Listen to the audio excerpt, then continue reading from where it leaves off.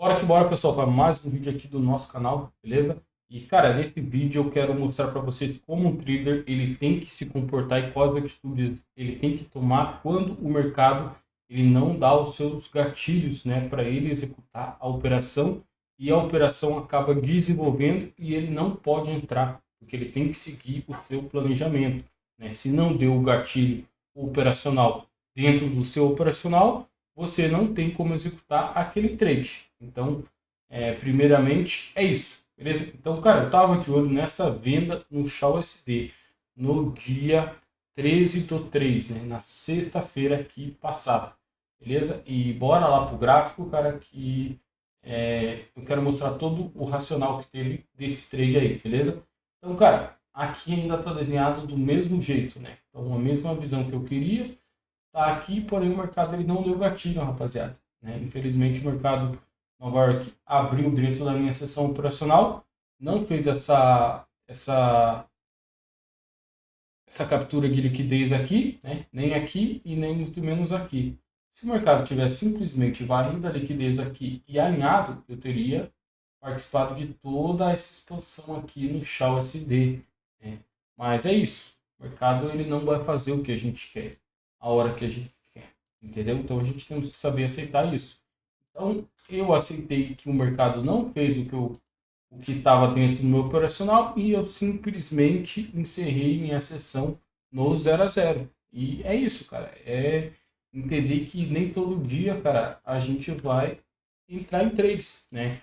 Por mais que a minha leitura foi encaixada, eu consegui, de fato, né, entre aspas, ali, prever a movimentação do mercado, porque esse não é o papel, esse não é o nosso papel dentro do mercado, prever sempre a movimentação, e sim reagir com base no nosso operacional, né, que é isso que realmente importa, não é acertar todas as análises, e sim seguir o nosso plano, beleza? Uma operação por si só, ela não tem o poder, né, de fazer com que você vire um profissional ou não, né? É um conjunto de operações, beleza? Então, como eu falei, eu encerrei minha sessão no 0 a 0, não executei nenhum trade, né? E aceitei, cara. Aceitei que, cara, eu fiz tudo que eu tinha que ter feito dentro da minha sessão, porém o mercado não me deu gatilho e ele foi sem mim e tá tudo bem, entendeu? Então, se o mercado ele gera esse cenário aqui para mim, né? Eu teria executado o trade muito bem alinhado no meu operacional, teria possivelmente o mercado poderia ter me pagado, né? E eu sairia ali com uma operação com um risco-retorno bem interessante, né? No mínimo 3 vezes o risco, entendeu? Porque o mercado tinha esse direcional. E agora, cara, no mesmo dia o mercado ele gerou um trade que desenvolveu, que era uma possibilidade de eu pegar, porém, como eu falei, eu segui o meu planejamento. Eu não executei esse trade porque esse trade tinha alguns parâmetros muito desalinhado na minha visão operacional, né? Na minha padronização. Então, bora lá que eu vou compartilhar essa visão também com vocês aqui, beleza? Então, foi uma venda no GBP-USD, né? Então, bora lá para o GBP-USD. E foi exatamente a venda nesse candle aqui, ó, como o mercado fechou agressivo. Porém, cara, se a gente for ficar somando se a gente tomamos uma boa decisão ou uma má decisão somente pelo resultado daquela operação, né, a gente estamos sendo muito injusto com nós, né, porque no momento que a gente está analisando e fazendo as nossas análises dentro do mercado, a gente tem somente aquilo para a gente poder levar em consideração, entendeu? Então, é isso, cara. Então, o que eu tinha aqui no GBP-USD? Aqui, eu tinha realmente o mercado aqui numa tendência de alta aqui atrás, tinha esse ponto de demanda aqui, o mercado veio, testou aqui, né? Fechou acima, começou a varrer bastante liquidez de fundo e deu uma expansão. O mercado pegou nesse open gap daqui de cima e jogou o preço para baixo. Porém, uma coisa muito importante, cara, que me fez não vender aqui, né? Primeiramente foi isso daqui, rapaziada. Então aqui a gente temos o candle de segunda-feira, o mercado abriu, fez a manipulação da semana e depois o mercado só veio e acabou fazendo a expansão. Então a chance, cara, do mercado realmente ele ter ter feito essa manipulação lá em cima, depois feito a expansão, né? E depois ele vir fazer a retração e fechar, era muito grande, né? Mas como nada é 100% no mercado, porque se uma coisa fosse 100% no mercado, a gente já estaria multimilionário, né? Então são probabilidades muito grandes disso acontecer, né?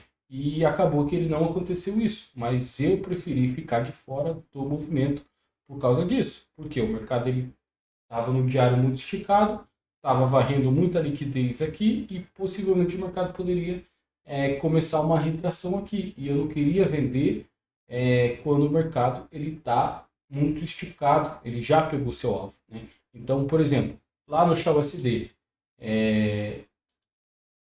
qual que era a visão aqui do Shao SD, né, rapaziada? A visão do Shao SD era vender aqui em cima, né, para a gente pegar o movimento e sair aqui embaixo, né, no fundo da estrutura, né. A visão que estava lá no EURUSD, o mercado já se encontrava aqui no fundo, entendeu? Então a probabilidade do mercado começar uma correção é muito grande, né, mas não é 100%. A gente não temos essa, como posso dizer, essa previsibilidade de acertar 100% dos movimentos, né? A gente trabalha com o mercado de probabilidades, beleza? Então é esse cenário que eu tinha aqui no GBP/USD. Cara, totalmente alinhado dentro dos times de 1 hora, né? Dentro dos times menores, estava muito alinhada essa operação. Porém, ó, a gente observa aqui, ó, que numa hora o mercado expandiu, varreu essa liquidez e estava começando essa correção, né? A chance do mercado não respeitar aqui esse ponto de oferta e vir trabalhando uma correção mais profunda para corrigir toda essa pernada aqui era muito grande. Então, por isso que eu preferi ficar de fora, mesmo que o mercado confirmou uma confirmação muito alinhada no nosso operacional. Então, aqui no GBP, teve a confirmação alinhada aqui no micro, que a gente estava aguardando no chá, né?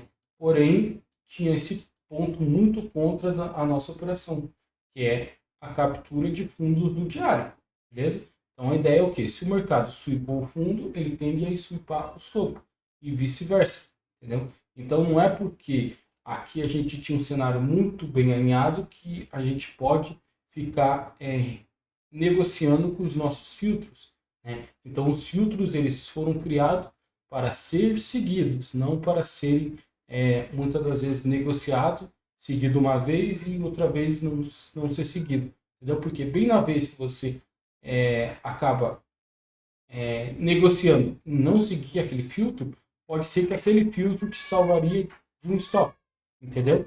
Então é isso, por isso que eu não hesito em sair fora do meu operacional. Prefiro eu perder algumas oportunidades do que eu entrar num ciclo enorme de stop por estar fugindo do plano, né? Vamos dizer assim. Então, cara, aqui ele deu o gatilho muito alinhado, cara. Muito alinhado mesmo. Então, qual que é o nosso gatilho dentro do operacional? Alinhado com a estrutura macro e tudo mais, né?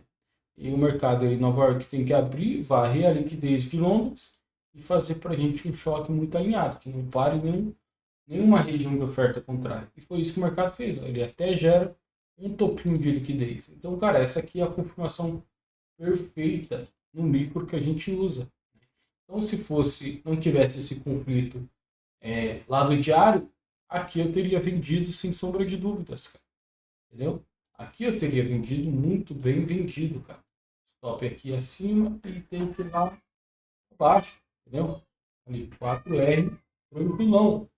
E é isso, cara. É entender, cara, que a gente não estamos aqui para participar de todos os movimentos. Nem todos os movimentos vão ser operações dentro do nosso operacional. E tá tudo bem, entendeu? A gente ganha grana no longo prazo. E, cara, vou mostrar uma coisa muito importante aqui para vocês, rapaziada.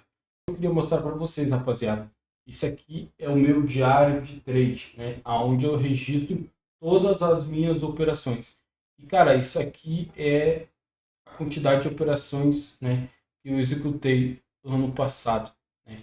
Então, ano passado foi um ano onde eu estava alinhando muito o operacional, né? Por isso que a minha taxa de acerto ela se manteve ali, né, juntando todas as operações do ano em 35% de assertividade, né? Então foi um total ali de 161 operações, né? A gente fechamos ali com um risco-retorno, né?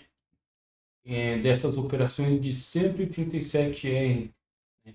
Então é isso, cara, é entender que a gente não precisa estar certo, né?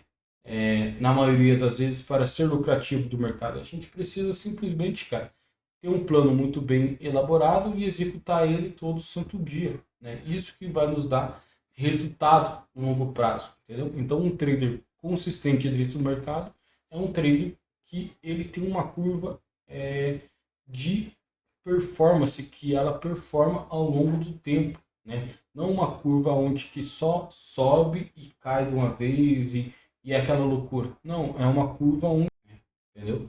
Então é isso, cara. A gente fechamos ali com 90 stop, cara. 90 stop. 22 trades de break-even e apenas 59 trades de take que pagaram no mínimo 3 vezes o risco. E foi o suficiente para nos deixar ali com um risco-retorno de 137 R. Né? Então, se você arriscar 1% por operação, 1% por operação, uma performance dessa daqui, você teria feito 137% de rentabilidade no ano. É muita coisa, pessoal, muita coisa. E com uma taxa de assertividade baixa, né? É isso, cara. Bora para cima, né? Entender que realmente é isso que traz o sucesso dentro do mercado, beleza? É seguir o plano, né? Seguir as regras, né?